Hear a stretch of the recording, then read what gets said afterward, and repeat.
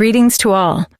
I am Clara, and I grew up in Carolina, a tranquil area known for its avenues shaded by oaks and neat rows of bungalows. It was there I passed the majority of my early years with my mom and dad.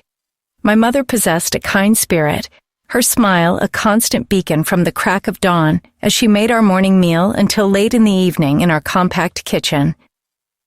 My father, a reserved man yet deeply committed, toiled diligently to provide for us. Our home was modest, unassuming, yet it overflowed with affection. In my recollections, everything seemed flawless, or so I believed.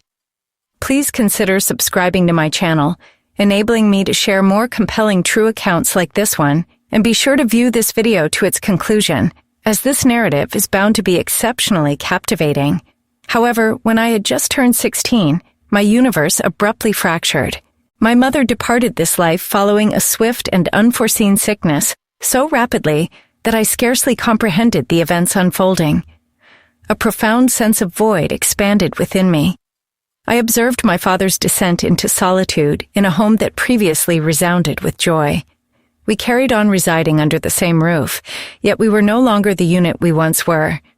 Each day, I attended my classes, and each evening, I returned. It remained the familiar kitchen, the same unadorned food, but my mother's presence was absent. Every meal now consisted of just two of us, yet the chasm between my father and myself seemed vaster than the confines of our dwelling. When I reached 19, my father entered a new marriage. It came as an astonishment, though I recognized in my heart that he merited joy once more. His new spouse, my stepmother, was a warm and considerate lady. She came with her son, Liam, who was a year my junior. Initially, the situation felt peculiar, as though my existence had been inverted anew.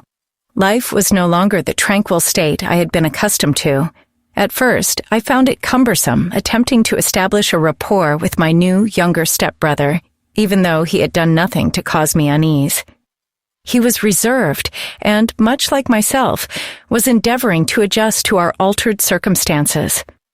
During the evenings, the entire family would convene in the family room. My father and stepmother would converse about their day or upcoming events, while Liam and I would share perplexed looks, prompting me to avert my gaze. Family dinners evolved into occasions for us to become better acquainted, and in an unusual manner, Liam frequently assisted me with serving dishes, a minor act that seemed quite meaningful.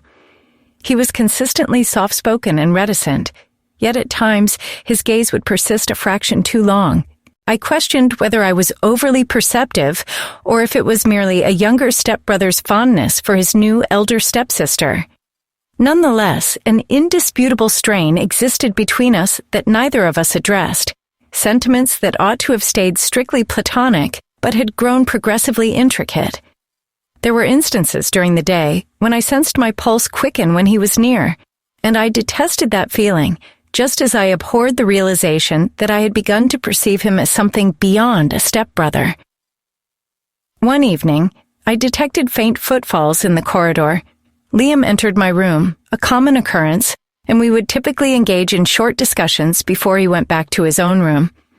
This particular time, however, he tarried longer than customary, his eyes probing mine as if attempting to communicate an unspoken message. I felt uncertain about how to react.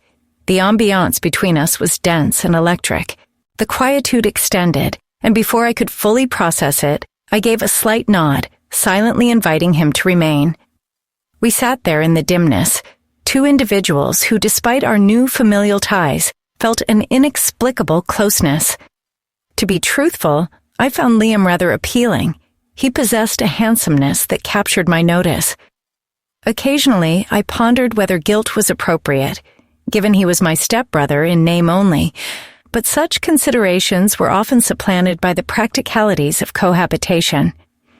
We occupied separate, though nearby, bedrooms on the upper level, while my father and stepmother resided on the ground floor. This living arrangement sometimes resulted in uncomfortable moments.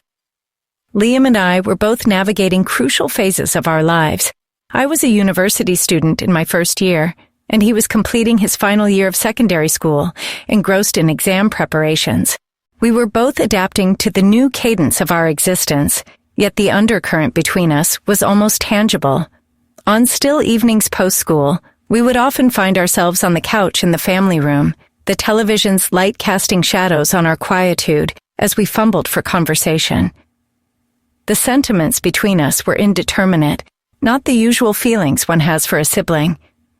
I came to understand that I genuinely cared for him beyond mere familial fondness.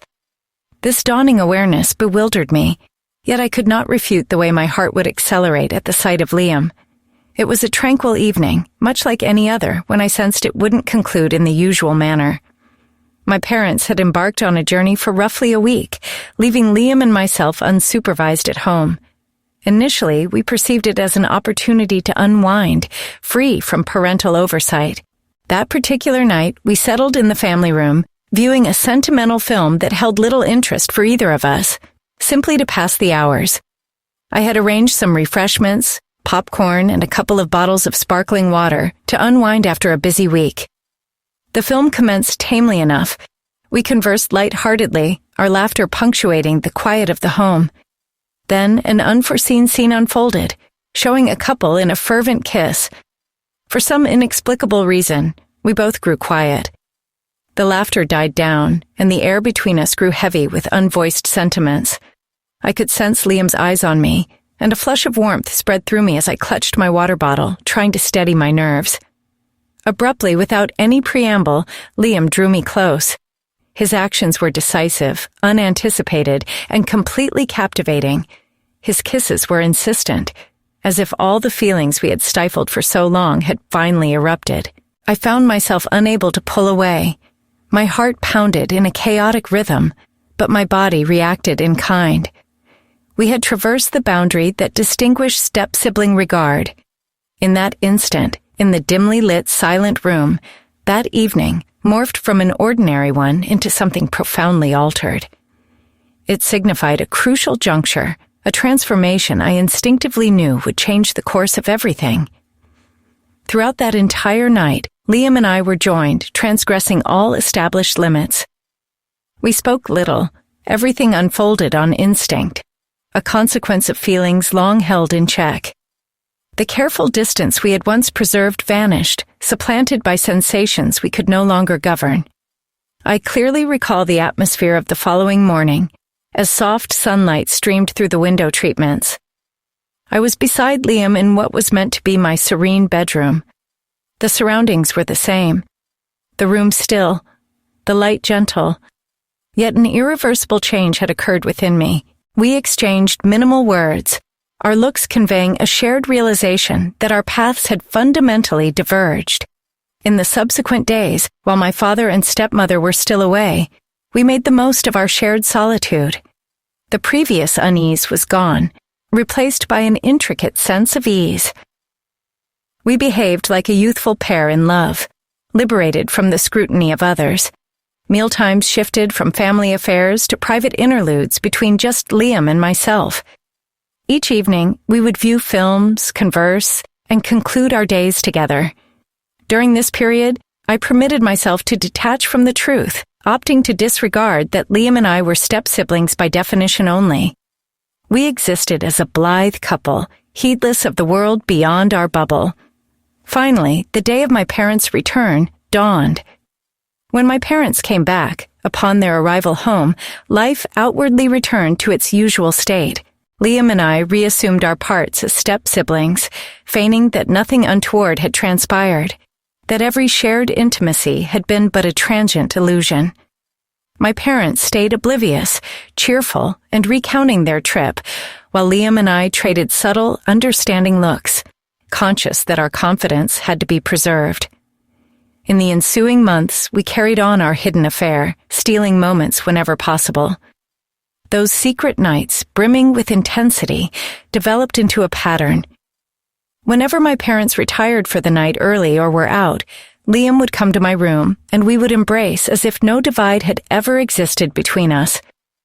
By day, we behaved as if all was ordinary. Family dinners proceeded without a hint of suspicion, with Liam and I sharing only brief, guarded eye contact. This concealed strain often left me feeling winded, yet I couldn't halt it. The remorse gnawed at me, but it lacked the force to compel me to end things. I persisted in this clandestine existence. Each night with Liam grew so customary that I worried I might never break free. I understood this couldn't go on indefinitely, so I privately started using contraceptives, making certain no one would find out. I was terrified of the possible repercussions of our involvement, yet rather than ceasing, I opted for a semblance of management. About a year later, Liam completed his schooling and relocated to another urban center for his university studies. When he departed, I sensed our connection would unavoidably transform, even if I was reluctant to acknowledge it. The geographical separation complicated matters significantly. No more furtive nights, no more hushed moments together. The physical divide compelled a hiatus in our involvement, though I frequently experienced a wistful longing for what we had. After my own graduation, I pursued a different direction for my life. I secured employment as an administrator at a tech firm. The role was unremarkable, yet it provided me with a sense of steadiness, a reprieve from the emotional upheaval I had endured. It was then that I encountered him, the individual who would irrevocably alter my existence.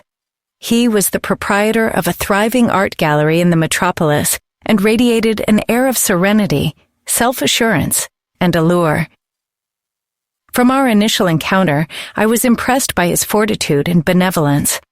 He was different from anyone I had previously met. Each narrative he recounted, every look he gave, instilled in me a feeling of security, something I had craved for a long time.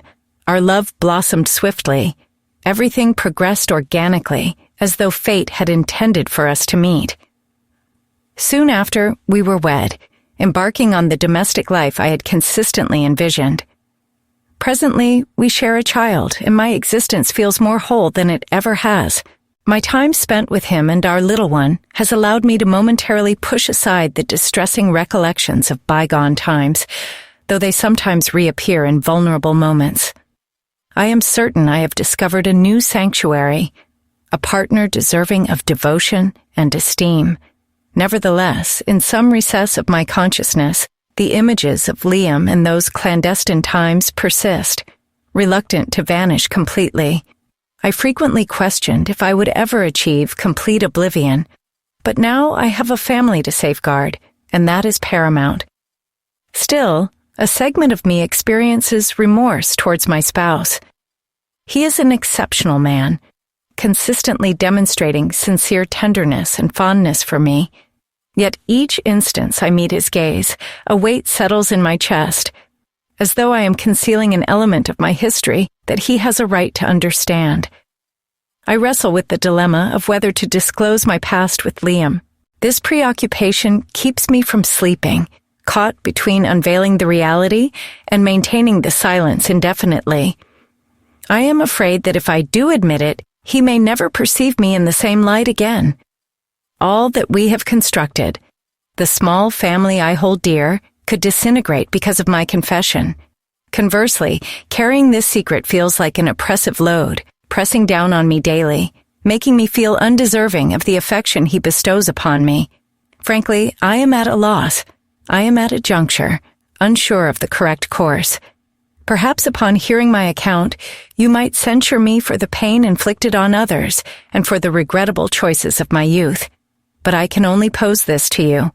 If you were in my predicament, what action would you take? Would you opt to reveal the truth, aware it could demolish everything? Or would you select reticence, allowing the past to recede into your memory, trusting it will not re-emerge to injure those you cherish? I eagerly await your counsel in the comments. Were you in my position, what would be your decision? Should I divulge everything and confront the repercussions, or ought I to preserve the secret to protect what I currently possess? I am grateful for any guidance, empathy, or critique, as I truly stand at an impasse, uncertain of the way forward.